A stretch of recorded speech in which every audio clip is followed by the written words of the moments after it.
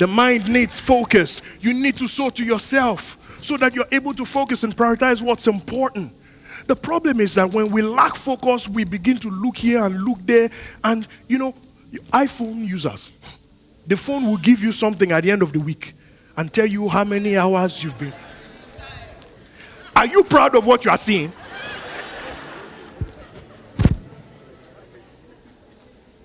It's time to focus on developing the mind.